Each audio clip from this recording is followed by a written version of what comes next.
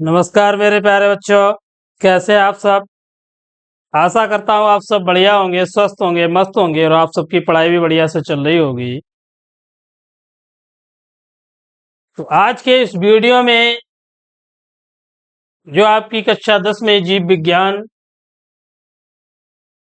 तो उसकी शुरुआत होने जा रही है, जिसमें आपकी देखिए मैंने पहले भी बता रखा है, आज फिर बता रहे हैं कि रसायन विज्ञान आपकी कंप्लीट हो चुकी है, भौतिक विज्ञान भी कंप्लीट हो चुकी है। आप आज से आपका जीव विज्ञान का टॉपिक स्टार्ट होगा। इसका फर्स्ट वीडियो आज शुरू होगा। तो रसायन विज्ञान और जो भौतिक विज्ञान आपकी कंप्लीट हो चुकी है, उन सभी की हमने एक प्लेलिस्ट बना रखी है आपके अपने channel perfect coaching centre maths पर। तो अगर आप नए हैं तो प्लेलिस्ट पर जाकर रसायन विज्ञान और भौतिक विज्ञान का अध्ययन कर आग, आगे आने वाले बोर्ड एग्जाम में अच्छे से अच्छे अंक प्राप्त करें। तो आज का टॉपिक है आपका जैव प्रक्रम फर्स्ट, और जिसमें आपको पोषण, लाइफ प्रोसेस, न्यूट्रिशन।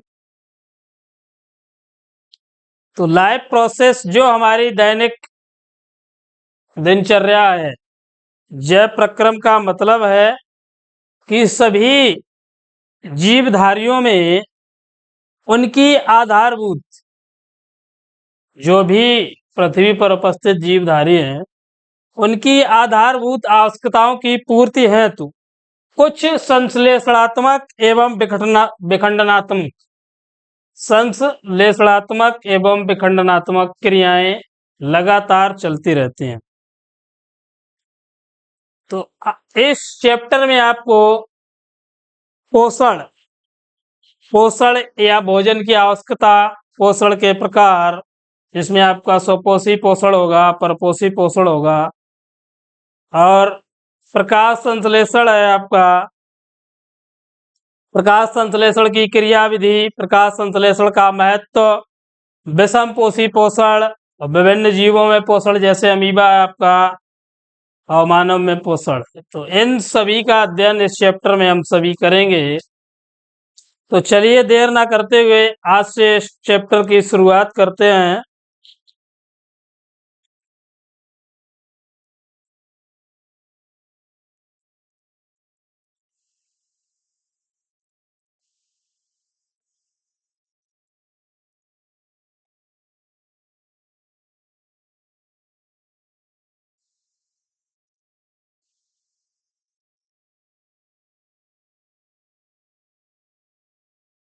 लिखा है देखिए, जो अभी आपको बताया हमने कि सभी जीवधारियों में उनकी आधारभूत आवश्यकताओं की पूर्ति हेतु, सभी जीवधारियों में उनकी आधारभूत आवश्यकताओं की पूर्ति हेतु कुछ संश्लेषणात्मक एवं विखंडनात्मक क्रियाएं सदैव चलती रहती हैं। तो संश्लेषण और विखंडन लगातार चलता रहता है। तो वे सभी क्रियाएं जो जीव को जीवित बनाए रखने में सहायक होती हैं, वे सभी क्रियाएं जो जीव को जीवित बनाए रखने में सहायक होती हैं, उपापचयी या जैविक या जीवन, उपापचयी या जैविक या जीवन प्रक्रियाएं, जीवन प्रक्रियाएं कहलाती हैं, जीवन प्रक्रियाएं कहलाती हैं। अब जैसे लिखा है पोषण, श्वसन, उत्सर्जन इत्यादि। तो जो आपका जैव प्रक्रम है, इस लाइफ प्रोसेस में आपको देखिए, फर्स्ट में हम पोषण बताएंगे, सेकंड में आपको श्वसन बताएंगे, और थर्ड में आपका परिवहन रहेगा, और लास्ट में रहेगा उत्सर्जन। तो जैव प्रक्रम में आपको कुल 4 टॉपिक पढ़ाए जाएंगे।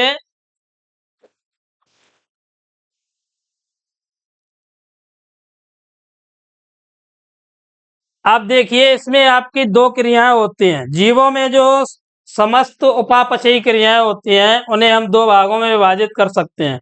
एक होती है आपकी उपचयी क्रिया, दूसरी होती है अपचयी क्रिया।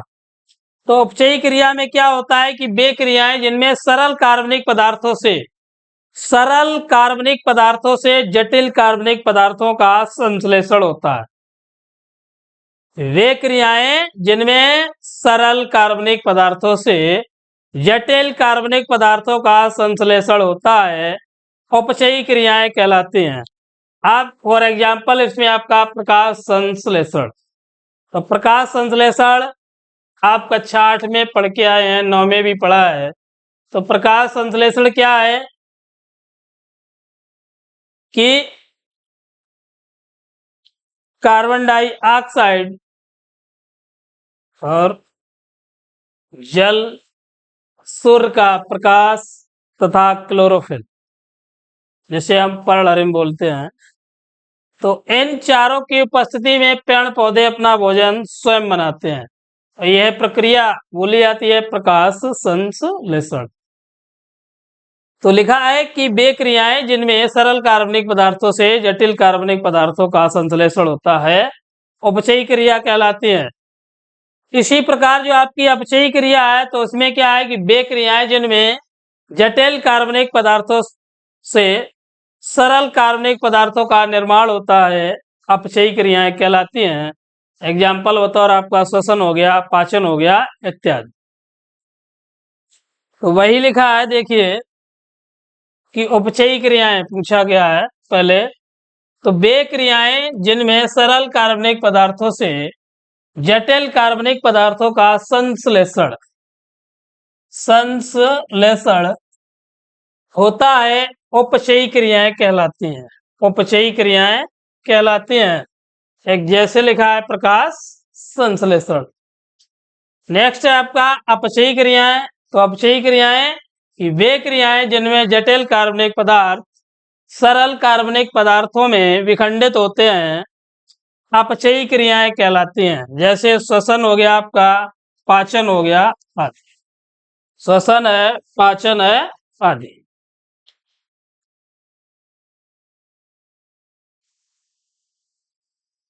चलिए देखते हैं नेक्स्ट।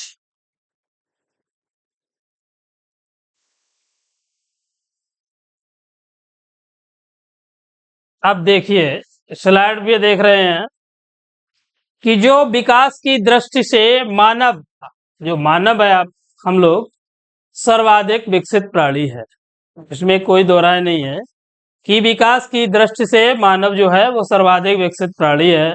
और जिसके शरीर में निम्नलिखित जो तंत्र दिए हैं, देखिए कि जो हमारे शरीर में मुख्य तंत्र होते हैं वो है आपका पहला पाचन तंत्र, दूसरा है श्वसन तंत्र, तीसरा है आपका परिसंचरण तंत्र और लास्ट है आपका उत्सर्जन तंत्र। तो हमारे शरीर में यही चार प्रक्रिया के अंतर्गत हम जीवित रहते हैं कि पाचन तंत्र, श्वसन तंत्र, परिसंचरण तंत्र और उत्सर्जन तंत्र। इन्हीं चारों मुख्य अंग तंत्रों के अंतर्गत हमारा शरीर काम करता है।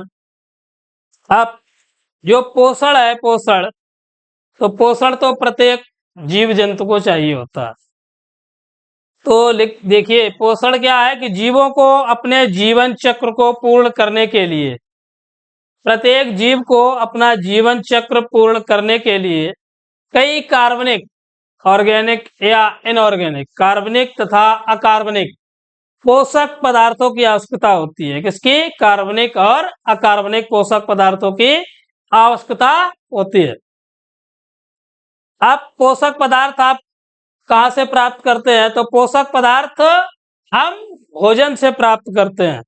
तो भोज्य पदार्थों में पाए जाने वाले वे रासायनिक पदार्थ जिनकी उचित मात्रा हमारे शरीर को स्वस्थ रखने के लिए आवश्यक होती है, कि भोज्य पदार्थों में पाए जाने वाले वे रासायनिक पदार्थ जिनकी उचित मात्रा शरीर को स्वस्थ बनाए रखने में आवश्यक होती है, क्या बोला जाएगा?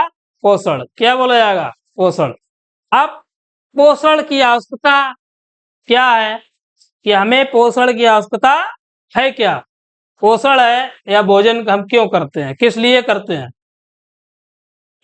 तो पोषण या भोजन की आवश्यकता जानते हैं आप सभी कि जो भी दैनिक क्रियाएं हैं या दैनिक जीवन में, जैसे हम स्कूल जाना है या खेतों में काम करना है या ऑफिस जाना है, कोई अन्य काम करना है, तो इसके लिए क्या चाहिए हमें? हमारे शरीर में एनर्जी चाहिए, ऊर्जा चाहिए। अगर ऊर्जा होगी तो हम काम कर पाएंगे, अगर ऊर्जा ही नहीं होगी तो काम नहीं कर पाएंगे। तो जो आपका पोषण या भोजन की आवश्यकता है, तो उसमें सर्वप्रथम पॉइंट हो जाएगा पहला आपका कि ऊर्जा की पूर्ति के लिए हमें भोजन या पोषण चाहिए। दूसरा, शारीरिक वृद्धि, शरीर की निरंतर वृद्धि के लिए भी हमें पोषण बहुत आवश्यक है, भोजन अति आवश्यक है। इसके साथ ही साथ जो हमारे शरीर में टूट फूट होती है, तो शरीर में टूट फूट की मरम्मत के लिए भी हमें पोषण, भोजन चाहिए होगा। और इसके बाद में जो है आपका रोगों से रक्षा, तो रोगों से लड़ने के लिए भी हमें भोजन चाहिए कि जो भी रोग होते हैं शरीर में, प्रतिरोधक क्षमता बढ़ाने के लिए हमें भोजन या पोषण की आवश्यकता होती है। तो वही है, आप देखिए स्क्रीन पे देखिए कि लिखा है विकास की दृष्टि से मानव सर्वाधिक विकसित प्राणी है, जिसके शरीर में निम्नलिखित मुख्य अंग तंत्र होते हैं। पहला आपका पाचन तंत्र, दूसरा है श्वसन तंत्र, तीसरा परिसंचरण तंत्र और लास्ट है आपका उत्सर्जन तंत्र। पाचन तंत्र, श्वसन तंत्र, परिसंचरण तंत्र और उत्सर्जन तंत्र। तो पोषण, जीवों को अपने जीवन चक्र को पूर्ण करने के लिए कई कार्बनिक तथा अकार्बनिक, कार्बनिक और अकार्बनिक पोषक पदार्थों की आवश्यकता होती है। कार्बनिक और अकार्बनिक पोषक पदार्थों की आवश्यकता होती है। पोषक पदार्थ भोज्य पदार्थों में पाए जाने वाले वे रासायनिक पदार्थ होते हैं जिनकी उचित मात्रा शरीर को स्वस्थ रखने के लिए आवश्यक होती है। तो ये आपको नोट करना है कि पोषक पदार्थ भोज्य पदार्थों में पाए जाने वाले वे रासायनिक पदार्थ होते हैं जिनकी उचित मात्रा शरीर को स्वस्थ रखने के लिए आवश्यक होती है। अब पोषण या भोजन की आवश्यकता, पोषण या भोजन की आवश्यकता, तो सर्वप्रथम फर्स्ट पॉइंट है आपका ऊर्जा की पूर्ति के लिए, ऊर्जा की पूर्ति के लिए। तो एनर्जी अभी आपको बताया, लिखा है कि विभिन्न जैविक कार्यों में ऊर्जा की पूर्ति के लिए भोजन के ऑक्सीकरण के फलस्वरूप, भोजन के ऑक्सीकरण के फलस्वरूप होती है। मुख्यतः इस ऊर्जा, लिखा है ऊर्जा के उत्पादन हेतु जैविक अणु कार्बोहाइड्रेट का उपयोग होता है। किसका? जो जैविक अणु आपका कार्बोहाइड्रेट का उपयोग होता है। इससे मुक्त रासायनिक ऊर्जा किसमें परिवर्तित होगी? गतिज ऊर्जा में। किसमें? गतिज ऊर्जा में। गतिज ऊर्जा के रूप में सभी जीवधारियों की विभिन्न संरचनाओं में संचित हो जाती है। तो ये है आपका ऊर्जा की पूर्ति। अब कार्बोहाइड्रेट, तो कार्बोहाइड्रेट क्या है? कार्बन, हाइड्रोजन और ऑक्सीजन से बने यौगिक को हम बोलते हैं कार्बोहाइड्रेट। अब कार्बोहाइड्रेट मिलता कहाँ से हमें? तो जो भी हम भोजन करते हैं डेली, गेहूं की रोटी है, चावल है, सब्जियां हैं, इन सभी से हमें कार्बोहाइड्रेट प्राप्त होता है। तो कार्बोहाइड्रेट आपको पहले बता ही रखा है कि कार्बन, हाइड्रोजन और ऑक्सीजन से बने यौगिक को हम क्या बोलते हैं? कार्बोहाइड्रेट। तो चलिए नेक्स्ट है आपका सेकंड पॉइंट, शरीर की वृद्धि के लिए पोषण। तो शरीर की वृद्धि, लिखा है कि बचे हुए खाद्य पदार्थों का जीवधारियों द्वारा आत्मसात कर लेना स्वांगीकरण कहलाता है।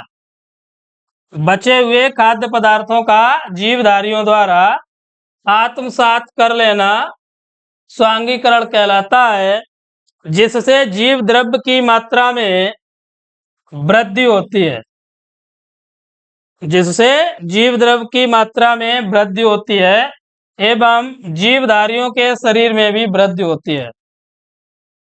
तो इसमें उपस्थित प्रोटीन्स, खनिज लवण आदि शरीर के विकास में महत्वपूर्ण भूमिका निभाते हैं। तो प्रोटीन्स है, खनिज लवण है आदि शरीर के विकास में महत्वपूर्ण भूमिका निभाते हैं। चलिए नेक्स्ट।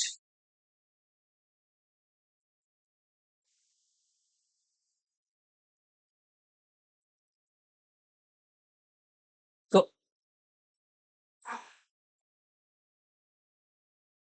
आगे आपका शरीर में टूट फूट की मरम्मत। नेक्स्ट थर्ड पॉइंट बताया था अभी आपको कि शरीर में टूट फूट की मरम्मत। अब टूट फूट आप कहेंगे कहाँ डेली टूट फूट होती है? ऐसा नहीं है कि जब ब्लड ही निकले तभी टूट फूट होती है। हमारे शरीर में डेली लाखों कोशिकाएं नष्ट होती हैं और लाखों का निर्माण होता है। लाखों कोशिकाएं बनती हैं और लाखों नष्ट होती हैं। ऐसा नहीं है कि जब हमारे ब्लड ही निकले कहीं से उसे टूट फूट बोलेंगे, वो नहीं। शरीर में डेली नई कोशिकाओं का निर्माण होता है और कुछ नष्ट भी होती हैं। तो वही है कि लिखा है भोजन के पोषक तत्व मुख्यतः प्रोटीन्स द्वारा प्रतिदिन होने वाली टूट फूट की मरम्मत होती है। टूट फूट की मरम्मत होती है। इसके साथ ही खनिज लवण तथा विटामिन इन मरम्मत क्रियाओं को उत्प्रेरित करते हैं। नेक्स्ट है आपका रोगों से रक्षा। तो संतुलित भोजन हमारे शरीर की प्रतिरोधक क्षमता को बढ़ाने में सहायक होता है। संतुलित भोजन जो है हमारे शरीर की प्रतिरोधक क्षमता को बढ़ाने में सहायक होता है। भोजन के अवयव जैसे प्रोटीन्स है, आपकी विटामिन है, खनिज लवण है आदि इस कार्य के लिए अत्यंत महत्वपूर्ण पोषक पदार्थ हैं। अत्यंत महत्वपूर्ण पोषक पदार्थ हैं। तो ये रहे आपके पोषण या भोजन की आवश्यकता, नीड ऑफ फूड और न्यूट्रिशंस। तो ये थे 4 पॉइंट, जिसमें फर्स्ट पॉइंट आपको ऊर्जा की पूर्ति के लिए, दूसरा पॉइंट हमने बताया शरीर की वृद्धि के लिए, थर्ड पॉइंट आपका शरीर में टूट फूट की मरम्मत और लास्ट पॉइंट हमने बताया रोगों से रक्षा। तो इसके लिए हमें निरंतर प्रतिदिन भोजन या पोषण की आवश्यकता होती है। तो चलिए आज के वीडियो में बस इतना ही। मिलेंगे अगले वीडियो में बिल्कुल झन्नाटेदार टॉपिक लेकर, पोषण के प्रकार। इसमें आपको स्वपोषी पोषण बताया जाएगा। तो अति महत्वपूर्ण टॉपिक रहेगा आगे आने वाले वीडियो में। तब तक के लिए धन्यवाद। मिलेंगे अगले वीडियो में। अगर आप हमारे चैनल पर नए हैं तो प्लीज हमारे चैनल को सब्सक्राइब करें, वीडियो को लाइक करें, दोस्तों को शेयर करें। जय हिंद, जय भारत।